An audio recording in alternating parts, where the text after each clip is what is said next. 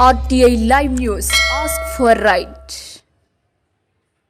సంగారెడ్డి జిల్లా కంక్టి మండల కేంద్రంలోని స్థానిక ప్రభుత్వ ఆరోగ్య కేంద్రాన్ని సోమవారం తనిఖీ నిర్వహించిన డిప్యూటీ డిఎంహెచ్ఓ డాక్టర్ సతీష్. ఈ సందర్భంగా ఆయన మాట్లాడుతూ స్థానిక విధులు నిర్వహిస్తున్న మెడికల్ ఆఫీసర్, వివిధ ఉప కేంద్రాలలో విధులు నిర్వహించే డాక్టర్లు, హెల్త్ అసిస్టెంట్లు, నర్సులు, ఏఎన్ఎంలు, ఆశా వర్కర్లు విధి నిర్వహణలో నిర్లక్ష్యంగా వ్యవహరించినచో ఉపేక్షించేది లేదని హెచ్చరించారు. అనంతరం పలు రికార్డులను తనిఖీ నిర్వహించారు. పలు రిజిస్టర్లను ఎప్పటికప్పుడు సక్రమంగా నమోదు చేయాలని దిశానిర్దేశం చేశారు. మెడికల్ ఆఫీసర్ సూచనల మేరకు విధి నిర్వహణలో చేపట్టాలని కింది స్థాయి సిబ్బందికి సూచించారు. ఈ కార్యక్రమంలో doctor B Nagamani, CHO Galanna, pharmacist Laxman, MLHP Ganesh, health assistant Sameer, నర్సులు, ఏఎన్ఎంలు సిబ్బంది పాల్గొన్నారు. ఏఎన్ఎంస్కి నేను గట్టిగా టైట్ చేస్తే నా మీద లేనిపోనివన్నీ ఎవరు చేస్తారు మేడం? చెప్పండి. మేము చంటలేదు మేడం. ఏఎన్ఎంస్కి మీరు టైట్ చేస్తున్నారు సరే. ఇప్పుడు ఏదైనా ఫీల్డ్లో కానీ, ఆశా వర్కర్ విషయంలో కానీ, రిపోర్టింగ్లో కానీ, కొంచెం ఏమంటారు సార్, ర్యాష్గా మాట్లాడడంలో కానీ, అంటే ఏదైనా చేసినప్పుడు ఏదైనా చెప్తే అక్కడ వస్తున్నాయని నేను అనుకుంటున్నాను సార్. వాళ్ళు కూడా కొంచెం మొన్న ఎట్లయితే అయ్యింది సార్, ఉండేది ఇక్కడే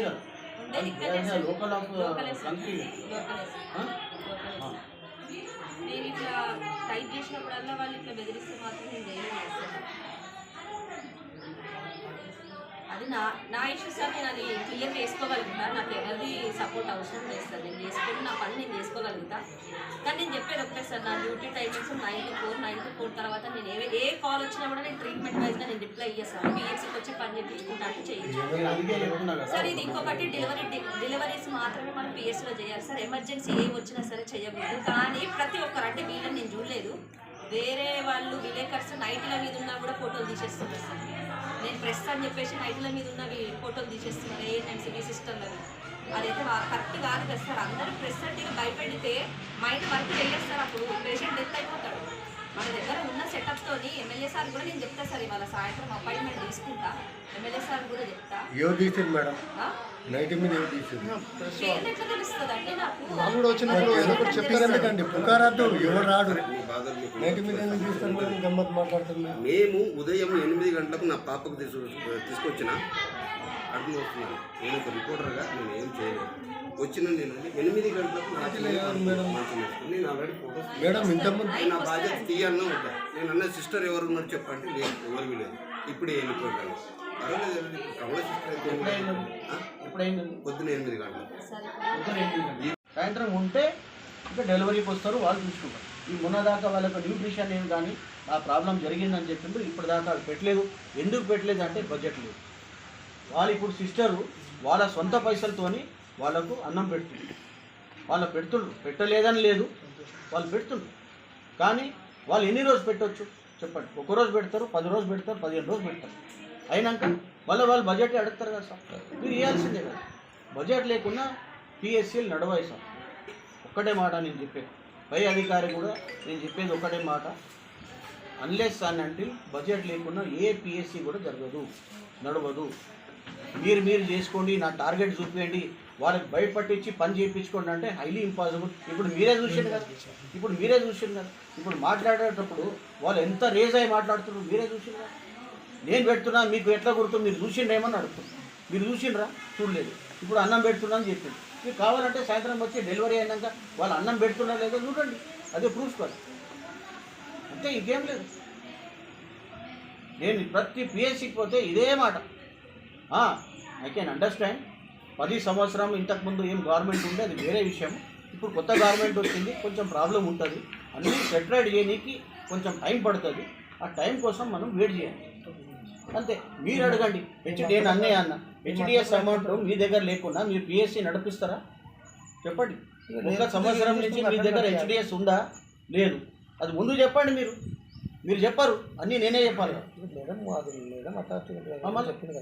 హెచ్డిఎస్ లేకుండా మీ పిఎస్సీ ఎట్లా నడిపిస్తారు చెప్పండి? మీ మీటింగ్ ఆర్గనైజ్ చెప్తారు. అడ్వైజరీ కమిటీ మీటింగ్ ఎట్లా పెడతారు మీరు చెప్పండి నాకు. ఎవరు పిలుస్తారు? ఈ మాట ఓరల్లో చెప్తే కాదు, మీ రిటర్న్లో రాయండి. ఆల్రెడీ ఇన్ఫర్మేషన్ ఉంది మేడం. ఓసీ ఉందా? రిటర్న్లో రాయండి. ఇప్పుడు బడ్జెట్ ఇప్పుడు కొత్త గవర్నమెంట్ వచ్చి చాలా రోజు కాలే, ఇప్పుడే కొత్త గవర్నమెంట్ వచ్చింది. వాళ్ళు కూడా చెప్పారు. ఏం చెప్పినంటే అతి త్వరలో ఇప్పుడు ఆరోగ్యశ్రీ ఎట్లా స్టార్ట్ చేశాను కదా, అతి త్వరలో ఎంసీహెచ్ కిట్ పైసలు కూడా మేము అందిస్తాము, అందరికి ఇస్తాము అని చెప్పిండ్రు. చెప్పలేదని చెప్తలేనండి, కొత్త గవర్నమెంట్ కూడా చెప్పిండ్రు. సీఎం గారు కూడా ఇప్పుడు ఆల్రెడీ ఇప్పుడు అందరూ బడ్జెట్ గురించి ఏంది, మొన్న అసెంబ్లీలో అందరు బడ్జెట్ అయింది, అకార్డింగ్ టు అదర్ ఇరిగేషన్ అయింది, రెవెన్యూ అయింది, హెల్త్ అయిందో లేదో తెలియదు. కానీ ఇప్పుడు అదొకటి వాళ్ళంతా కనుక్కుంటారు, ఎవరికెవరికి ఏమి ఇవ్వాలి, ఎంత ఇవ్వాలి, అకార్డింగ్ టు గైడ్లైన్స్ వాళ్ళకి ఇస్తే పని జరిగే స్టార్ట్. వీళ్ళది మీరే విన్నారు కదా ఇప్పుడు దాకా, మీరు ఏం విన్నారు ఇప్పుడు దాకా? ప్రతి వాళ్ళు ఏం చెప్తున్నారంటే బడ్జెట్ లేదు, మేడమే అంటే బడ్జెట్ లేదని మేడమే అంటున్నారు. అంటే బడ్జెట్ లేకుండా మేడము వాళ్ళ పర్స్తోనన్న పైసలు ఇచ్చి పిఎస్సీ నడిపారు కదా. ఇంత పెద్ద పిఎస్సీ ఉంది, ఎవరైనా వస్తారు వాళ్ళకు టీయో కాఫీయో ఏదో నీలో ఏదో తెప్పియాలి, వాళ్ళకు ఇవ్వాలి కదా. అదే కరెక్టా ఉందా లేదా? ఇంత పెద్ద PSC daily somebody will visit చేయండి, వాళ్ళకి ఏంది అట్లనే పంపిస్తామని చెప్పండి. అందుకే నేను మొన్న మీటింగ్ అయినప్పుడు కూడా నేను డిఎంహెచ్ఓ మేడం కానీ కలెక్టర్ మేడం ఒకటే చెప్పిన, మేడం పాత పైసలు రాలేదని అందుకే డెలివరీస్ తక్కువ అయిపోయినాయి.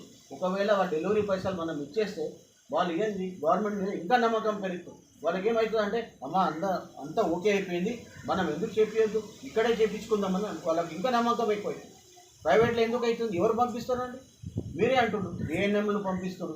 ఎవరికైనా ఒక ప్రూఫ్ చూపించండి నాకు, ఒక ఏఎన్ఎం వీడికి వెళ్ళి పైసలు తీసుకొని పంపించండి, పంపించిందని చెప్పండి నాకు. వాళ్ళు ఇక్కడికి వెళ్ళి ఏరియా హాస్పిటల్ పోతున్నారు. ఏరియా హాస్పిటల్ మీరే నేను ఏరియా హాస్పిటల్ అక్కడ సూపరింటెండెంట్ ఉన్నాను కదా, మేడం ఉన్నారు కదా, మీరే చెప్పినారు మన మీటింగ్లో 5 గైనకాలజిస్ట్ ఉన్నారని చెప్పింది. 5 గైనకాలజిస్ట్ ఎవరు ఉన్నారు, వాళ్ళ పేర్లు ఏమున్నారు? ఒక సంజయ్ మిటారే వాళ్ళ medical officer, LT and other persons, ఇవన్నీ ఉంటేనే టీం వర్క్. ఇప్పుడు జరుగుతుంది ఏంటంటే నేను ఎక్కడ కూడా ఏ పిఎస్సి కూడా నేను విజిట్ చేస్తే ఏఎన్ఎంలతో నేను మాట్లాడుతున్నాను.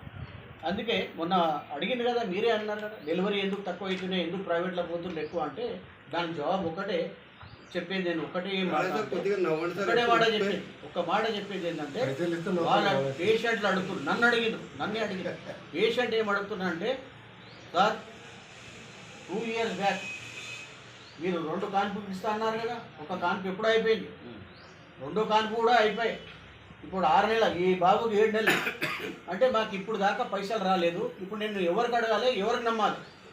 అసలు నేను గవర్నమెంట్ హాస్పిటల్కి పోవాలా వద్దా, నేను కాన్పు చేయించుకోవాలా వద్దా? ఇప్పుడు మీరు అడుగుతున్నారా పైసలు? అడుగుతున్నారా లేదా చెప్పండి. ఎంసీహెచ్కి అడుగుతున్నారా పైసలు? నన్ను అడిగింది, అడిగే సంతోషం. మీరు ప్రాసెస్ వస్తాయి అనుకున్నాము. తర్వాత ఎలక్షన్స్ అయిపోయిన తర్వాత రిజల్ట్ వచ్చిన తర్వాత ఇంకా అది క్లోజ్ చేసేసి బడ్జెట్ లేదండి, మళ్ళీ ఇస్తాము అంటున్నారు కదా, అది ఎప్పుడు ఇస్తామో అంటే అడిపోయిన అకౌంట్లో ఉంటుంది కదా సార్. వాళ్ళు ఏం చేస్తారు సార్, వాళ్ళు ఏం చేస్తారంటే బడ్జెట్ మీరు వాడలే కదా, ఈ సంవత్సరం మొత్తం మీరు బడ్జెట్ వాడలేదు, ఎందుకు వాడలేదు అది మన మెడికల్ ఆఫీసర్కి అడగాలి. ఓకేనా? మెడికల్ బడ్జెట్ మీరు వాడలేక ఇప్పుడు ఏమంటున్నా అంటే రిటర్న్ పంపించండి మాకు. ఎందుకు వాడాలి సార్? వీళ్ళు 3 సార్లు ఇచ్చారు. గాడ సార్ అడుగుంటే ఉన్నాడు కదా మేడం, మన వచ్చింది పాపం. గాడ సార్ 3 సార్లు రాసి ఎందుకు రావు? టైడ్ అండ్ టైడ్ ఫండ్స్, ఈ వాడకపోవడానికి నిలువ బడ్జెట్ ఉండాలి కదా సార్, వాడకపోవడానికి బడ్జెట్ ఉందని కారణం మెడికల్ ఆఫీసర్స్ ప్రొసీడింగ్ లేకుండా వాళ్ళు మనీ డిస్ట్రిబ్యూట్ చేయడానికి రాదు. They should get proceeding from the DMHO office. Okay, sir.